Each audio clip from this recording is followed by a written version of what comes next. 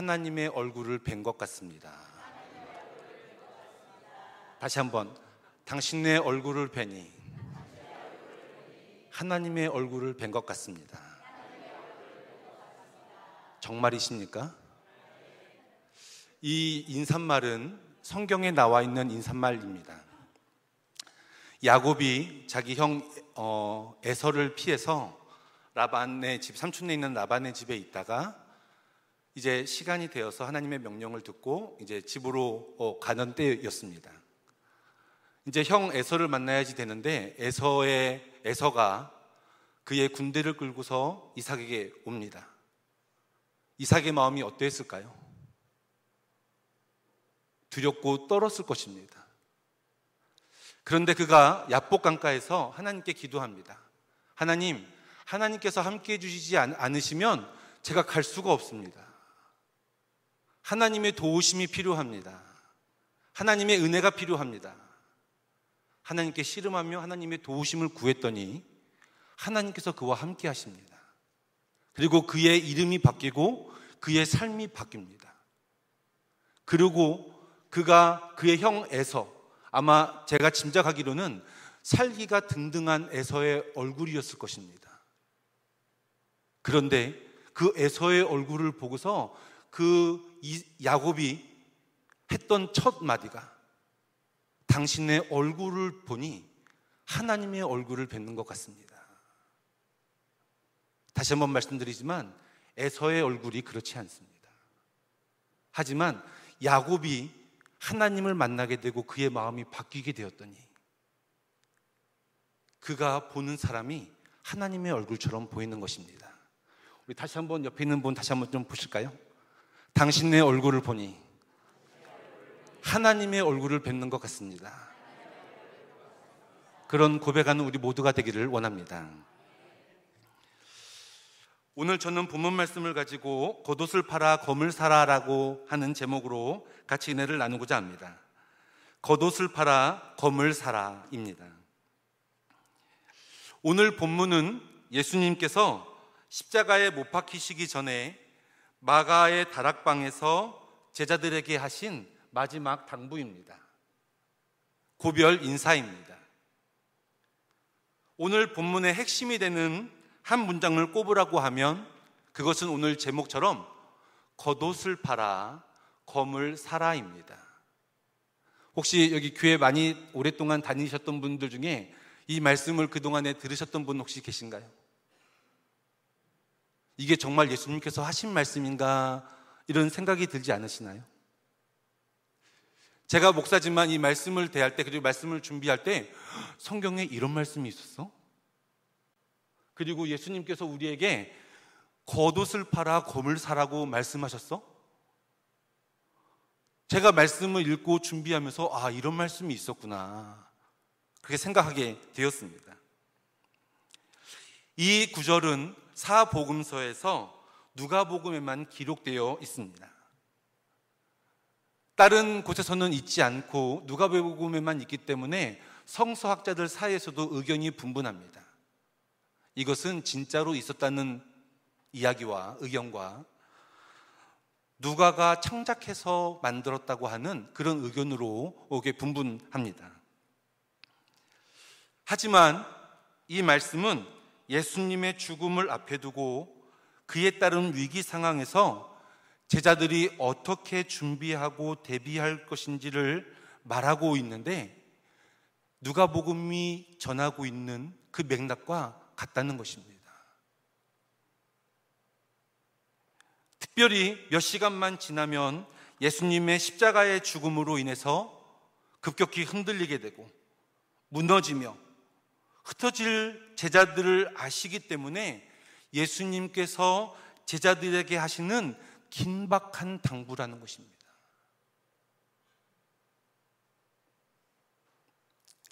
우리는 지금 마지막 때를 살아가고 있습니다. 나라와의 전쟁들이 있고요.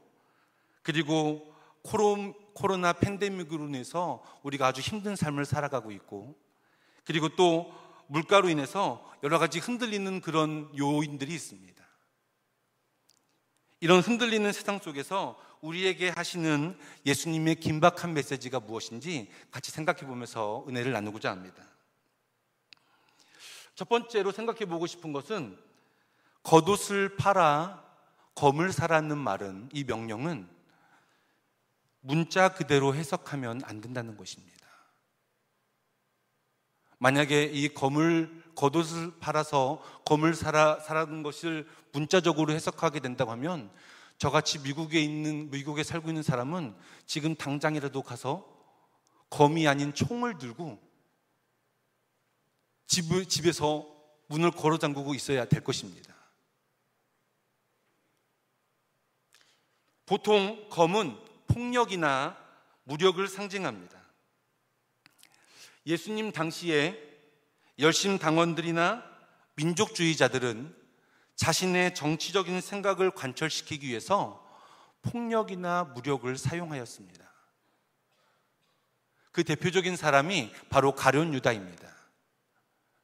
예수님의 제자의 한 사람이었던 가룟 유다는 예수님을 선생님으로 따르긴 했지만 자기가 가지고 있는 힘을 통하여서, 무력을 통하여서 로마 제국으로부터 해방하고 나라의 해방을, 이스라엘의 해방을 얻고자 했던 것이 가룟 유다입니다.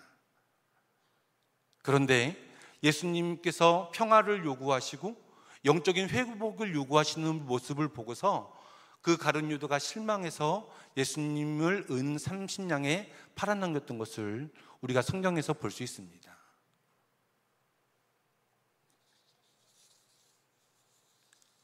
하지만 예수님의 검을 사라는 이 명령은 위기의 세상에서 무력이나 폭력, 자기의 힘으로 대응하라는 그런 말이 아닙니다. 예수님의 가르침이 이것을 우리에게 알려주고 있습니다. 신약 성경에서 복음의 진수라고 할 수 있는, 그리고 성경 전체를 통해서 봐서도 복음의 진수라고 할 수 있는 이 산상수훈에서는 예수님이 제자들에게 말씀하시기를 악한 죄를 대적하지 말라, 그렇게 가르치셨습니다. 그러면서 덧붙이시기를 누구든지 내 오른편 뺨을 치면 내 왼편을 돌려대고 내 원수를 사랑하며 박해하는 자를 위하여 기도하라 말씀하셨습니다. 마태복음 5장 45절부터 48절은 이렇게 기록합니다. 나는 너희에게 이르노니 너희 원수를 사랑하며 너희를 박해하는 자를 위하여 기도하라. 내가 너희가 너희를 사랑하는 자를 사랑하면 무슨 상이 있으리요?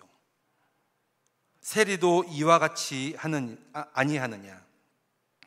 또 너희가 너희 형제에게만 무난하면 남보다 더하는 것이 무엇이냐? 이방인들도 이같이 아니하느냐? 그러므로 하늘에 계신 너희 아버지의 온전하심과 같이 너희도 온전하라. 예수님은 우리를 사랑하며 우리 무난하는 형제들뿐만 아니라 우리를 미워하고 박대하는 원수들일지라도 그들을 사랑하고 위해서 기도하라 명령하십니다. 예수님의 가르침뿐만이 아니고요, 예수님의 삶도 직접 그렇게 증명해 보이십니다. 오늘 읽지는 않았지만 오늘 본문 이후에 보게 되면 예수님께서 그의 제자들과 감람산에 올라가셔서 기도하십니다.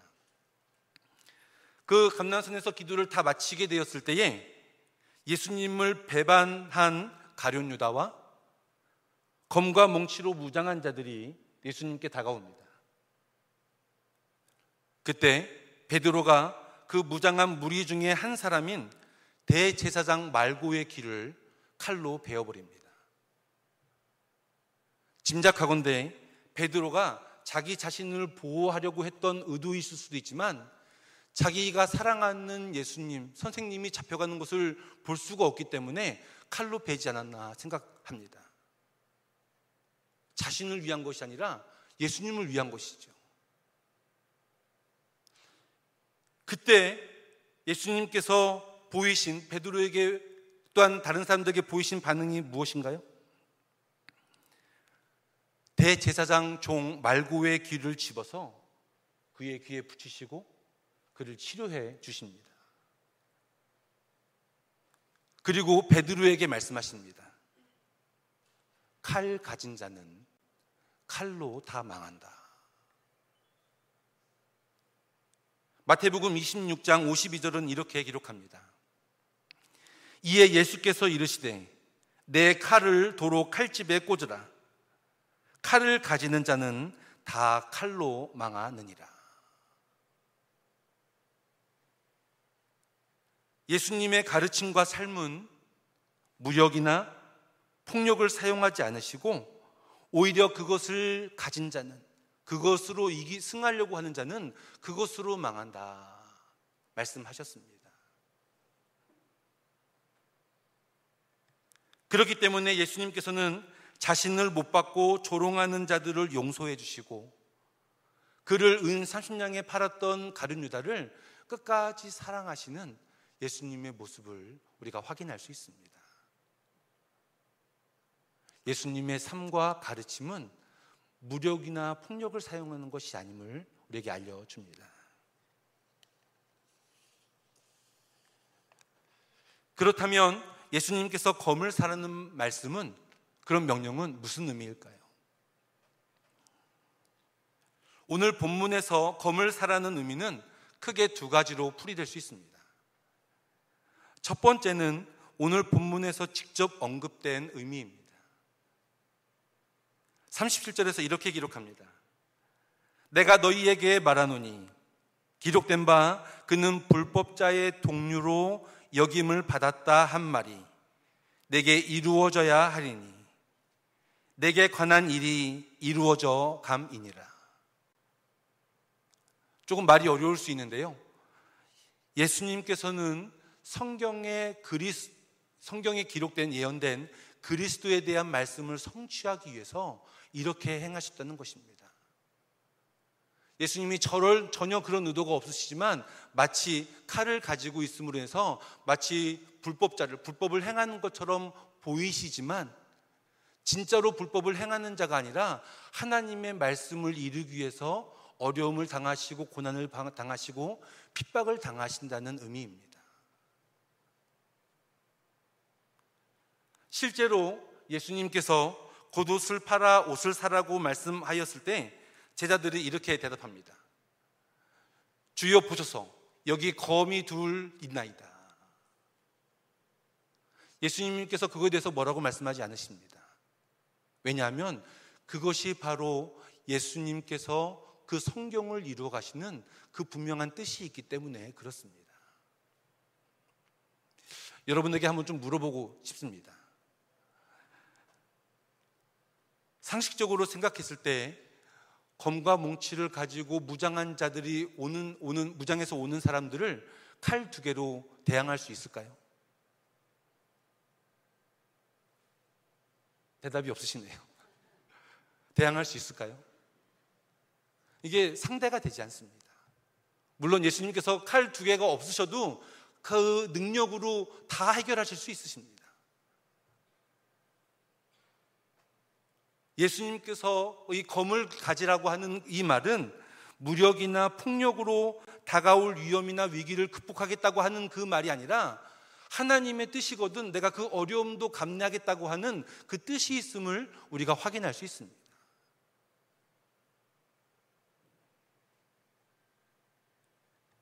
동시에 다른 의미로는 이 본문의 검을 사라는 예수님의 명령은 영적으로 무장해야 된다는 의미입니다.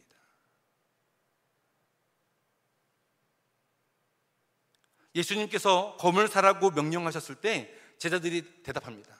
자신 있게 대답했을 것 같습니다. 주여 보소서, 여기 칼이 두 개 있습니다.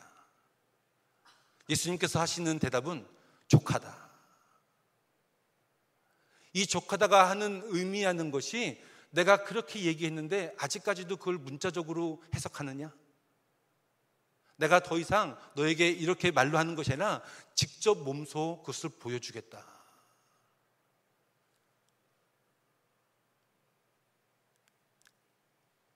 예수님이 말씀하신 검을 사라는 그 의미는 앞으로 예수님뿐 아니라 그의 제자들도 큰 시련과 역경을 당하게 될 것인데 그것을 대비하라는 거예요.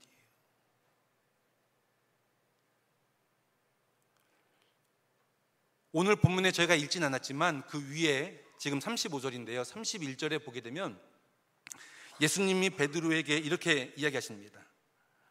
사탄이 너를 밀가부르듯 하려고 넘어뜨리려고 경고하십니다. 31절에 이렇게 기록합니다.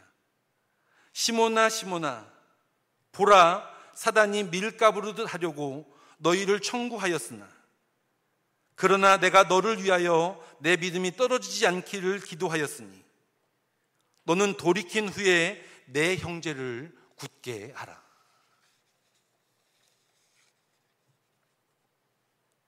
예수님은 앞으로 닥칠 위기와 시련에 대해서 베드로에게 알리시면서 대비할 것을 말씀하십니다. 앞에서 31절의 내용과 또 지금 35절에서 하는 내용이 맥락이 같다는 거죠.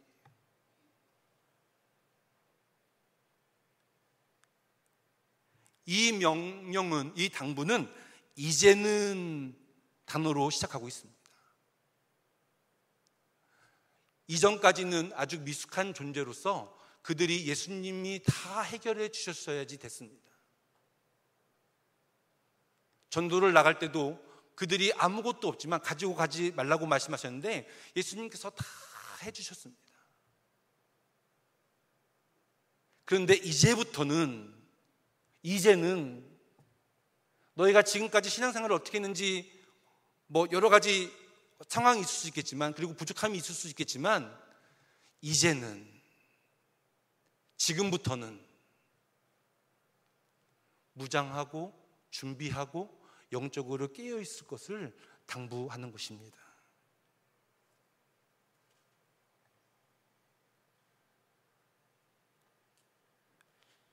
그렇기 때문에 이제는 그들이 바뀌어야 될 텐데요. 우리가 그들이 바뀌어야 할 태도가 무엇인가? 우선 겉옷을 팔라라고 명령하십니다. 이 제자들에게, 이 특별히 중동에 있는 이스라엘 사람들에게 겉옷이 무엇일까요? 겉옷은 이 중동 지역 이스라엘 사람들에게 없어서는 안 될 재산 품목 중에 가장 중요한 것입니다. 낮에는 따갑고 더운 햇빛을 막아줄 수 있는 것이 겉옷입니다. 모래바람이 불게 되면 그 모래바람을 막아줄 수 있는 것이 겉옷입니다. 밤에는 찬 공기를 막아주는 것이 겉옷입니다. 다시 말해서 이스라엘 사람들에게 가장 중요한 재산 목록이 있다고 한다면 바로 이 겉옷입니다. 그 겉옷을 팔아서 영적으로 깨어있는 것을 준비하라고 하시는 예수님의 명령입니다. 여러분에게 한번 물어보고 싶습니다. 여러분에게 재산 목록 1호는 무엇입니까? 제가 말씀을 준비하다가 저희 아이들이 자꾸 떠오르게 돼서 아이들한테 재산 목록이 무엇일까? 스마트폰일 것 같습니다. 스마트폰을 뺐으면 마치 식물인간처럼 지내는 아이들의 모습이 있는데 사람마다 다 가지고 있는 재산 목록 1호가 있다는 거예요.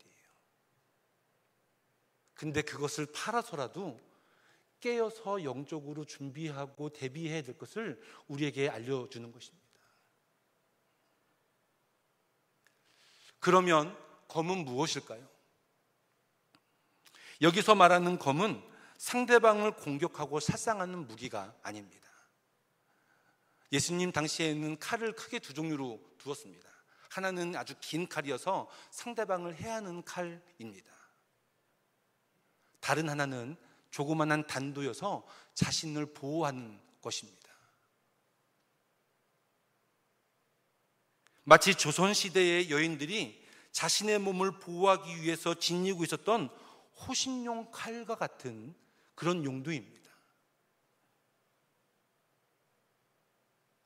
그러니까 겉옷을 팔아 검을 사라는 예수님의 이 명령은 우리의 일상의 필요나 생활에 집중되어 있는 우리들이 이제는 우리에게 다가올, 때로는 우리가 책임져야 될 영적인 그런 일을 위해서 준비하고 깨어 있어야 된다는 그런 가르침입니다. 우리가 가지고 있는 시간, 우리가 가지고 있는 물질, 우리가 가지고 있는 에너지들을 다 쏟아서라도 이 영적인 무장을 위해서 대비해야 된다 말씀하시는 거예요. 아멘이신가요? 제가 말씀을 준비하면서 하나님, 만수교회 정도면 좀 준비된 거 아닌가요? 저는 만수교회가 준비가 어느 정도 잘 됐다고 생각하고 있습니다. 하지만 더 깨어서 기도하고 준비해야 된다는 거예요. 아멘이신가요? 교회 연차 이거 상관없이 초신자든 오랫동안 신앙생활을 하신 분이시든 우리가 깨어서 우리가 가장 중요한 것들을 내어서 팔아서 그걸 쏟아서라도 영적인 준비를 해야 되는 것이 우리 모두가 해야 될 일이라는 것이에요.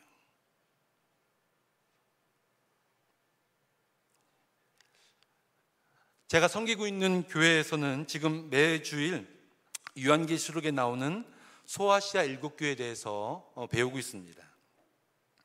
그 교회들을 통해서 하나님이 기뻐하시는 교회의 모습은 무엇인지, 하나님이 기뻐하시는 성도의 모습은 무엇인지 배우려고 하는 의도로 그것을 알기 위해서 그렇게 말씀을 듣고 있습니다. 이 교회들을 공부하면서 제 마음이 안타깝게 다가왔던 교회가 있습니다. 이 교회는 사대교회입니다. 사대교회는 소아시아 7교회 가운데 가장 오래되고 명망이 있었던 그런 교회였습니다. 하지만 예수님으로부터 칭찬을 받지 못하고 책망만 받은 교회였습니다. 예수님은 이 교회에 대해서 이렇게 말씀하십니다. 내가 살았다 하는 이름은 가졌으나 죽은 자로다. 사대교회는 그 별칭이 살아있는 교회입니다. 사람들이 보기에는 살아있는 것처럼 보였을 것입니다. 그리고 그 이전에도 그랬을 것입니다. 그런데 하나님께서 보시기에는 마치 죽어 있는 것처럼, 저희 만수기가 그렇다는 것은 아닙니다.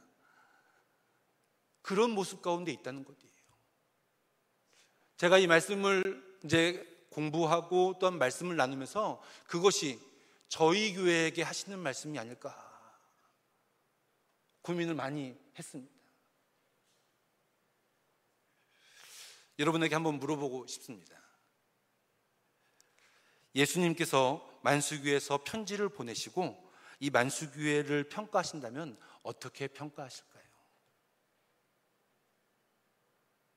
사람이 판단이 아니라, 사람의 어떤 평가가 아니라 하나님께서 어떻게 평가하시는가가 중요한 줄 믿습니다.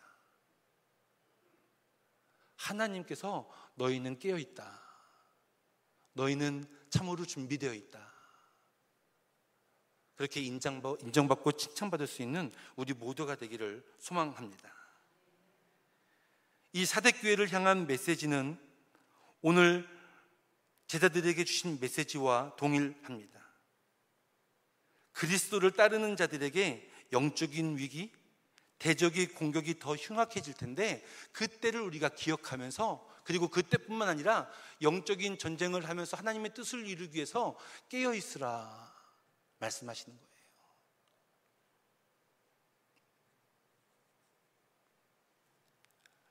겉옷을 팔아 검을 사라는 명령은 우리 일상의 필수품인 겉옷과 같은 우리가 우리의 현실, 소유, 당장의 눈앞에 닥치는 필요에 주목하고 그것에 마음을 두고 초점을 두라는 것이 아니라 그것을 팔아서라도 하나님께서 원하시는 그 영적인 전쟁을 위해서 대비하고 승리하라는 명령입니다.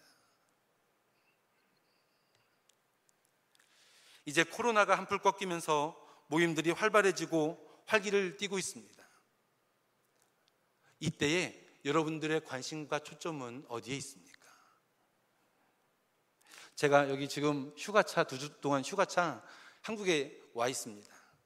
근데 와서 제가 조금 쉬려고 와 있는데 성요한 목사님께서 설교를 시키셔가지고 제가 지금 설교를 하고 있고, 그리고 지난 수요일 날에도 또 설교하게 되고 계속 그러고 있습니다. 제가 왜 그러신가, 제가 되묻기는 하나님께서 너 이 말씀 전하려면 기도해야 되지 않겠니?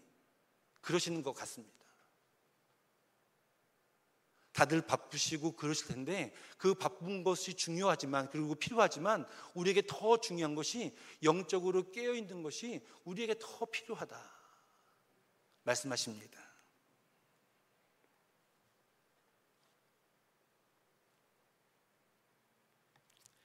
우리는 그렇기 때문에 우리는 성령의 검을 준비해야 될 것입니다.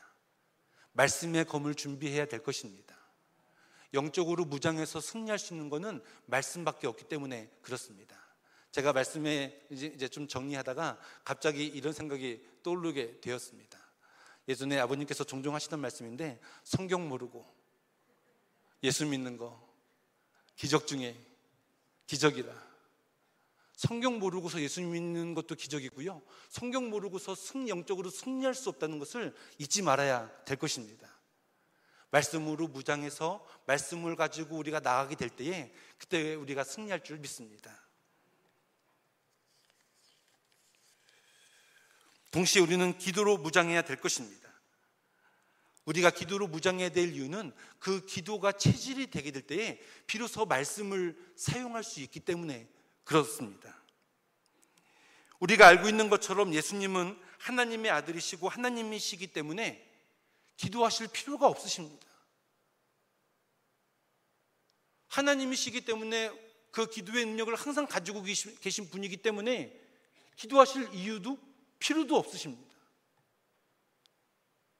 그런데 습관을 쫓아서 기도하시고, 철야 기도를 하시고, 산에 올라가서 기도하시고, 중보 기도하시면서 끊임없이 기도하십니다. 왜 그러셨을까요? 예수님은 그럴 필요가 없으시지만 우리를 위해서 그러셨습니다. 우리에게 모범을 보이셔서 그렇게 하지 않으면 영적인 전투에서 이길 수 없기 때문에 우리가 기도로 무장해야 될 것을 알려주시기 위함입니다. 잘 아시는 것처럼 예수님의 제자들이 변화산에 올라갔을 때에 한 귀신 들린 아이를 데리고 온 아버지가 제자들에게 도와달라고 합니다. 제자들이 기도로 단련되어 있지 않아서 귀신 들린 아이를 고쳐주지 못했습니다.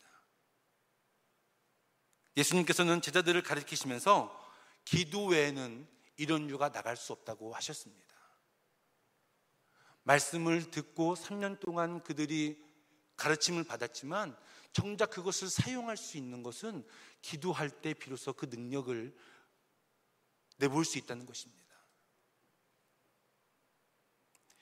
저는 지금 미국 교회를 섬기고 있는데요, 한국 교회에 참 부러운 한 가지가 있습니다. 그거는 기도하는 모임입니다.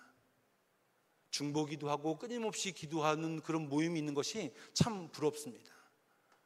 몇몇 미국에서도 물론 교회들이 있지만 제가 알고 있는 주변에 있는 교회들은 그런 모습이 없어서 제가 개인적으로 안타깝고 동시에 한국 교회가 부러운데, 이 기도하게 되게 될 때에 우리가 영적으로 무장하게 되는 것을 우리가 기억할 수 있기를 바랍니다. 예수님은 제자들에게 겉옷을 팔아 검을 사라고 당부하시고 난 뒤에 하셨던 첫 번째 일이 감람산 위에 올라가신 것입니다. 감람산 위에 올라가셔서 끊임없이 기도하시고 다시금 제자들에게 돌아오셔서 너희가 한시도 깨어서 기도할 수 없더냐. 다시금 가십니다. 또 돌아오시고도 한시도 깨어서 기도할 수 없더냐. 3번 이야기하십니다.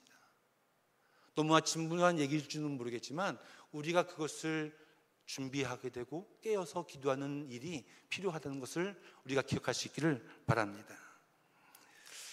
이제 말씀을 맺으려고 합니다. 예수님은 제자들에게 겉옷을 팔아 검을 사라고 말씀하셨습니다. 이것은 우리가 다른 중요한 일, 관심 있는 일, 우선시 되는 일이 있지만 그것을 내어놓고서라도 영적인 무장을 하는 것이 중요하다는 것을 알려줍니다. 바라기는 우리가 중요한 것을 내어놓고 영적으로 땅 깨어서 준비될 수 있는 우리 모두가 되기를 소망합니다. 같이 우리 기도하겠습니다. 하나님,